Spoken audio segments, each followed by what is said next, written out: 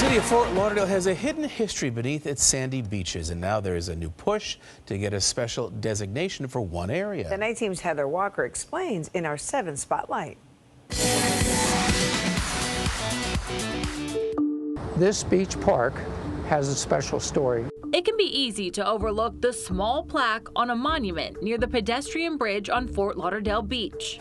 I've walked by it probably 50 times this year. I've never read it once. The tablet marks the site of a fort built in 1839 during the Seminole Wars that the U.S. waged against Native Americans. This was the American government's attempt to move all of the indigenous Seminoles and Miccosukes out of Florida. And this fort was constructed with the idea of facilitating that. It is one of the sad chapters in American history.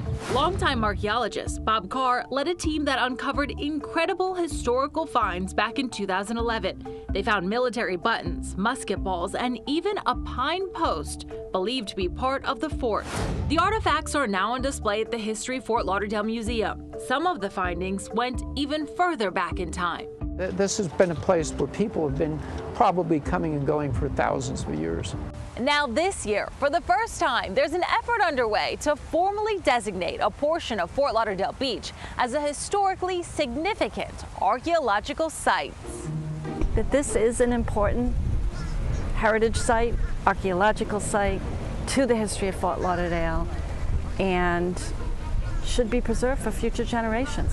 Michaela Conca is the president of the Broward Trust for Historic Preservation. The nonprofit has applied for the special designation with the city.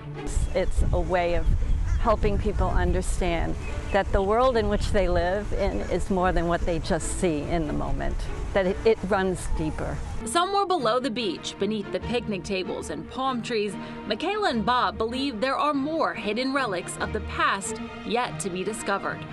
There's going to be more material that comes up, I have no doubt. More archaeological testing at the site is set to happen in the next month.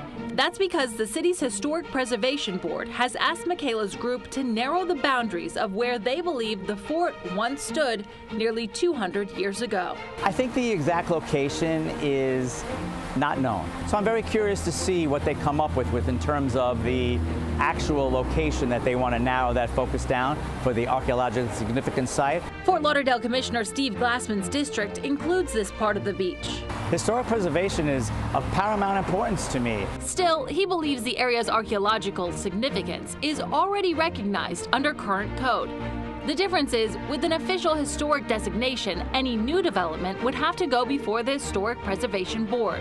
What's important to say is this doesn't exclude the use of the park. This doesn't exclude all of the amenities and improvements.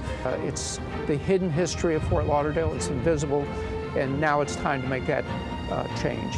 And by revealing the past, they hope to educate well into the future. Heather Walker, 7 News.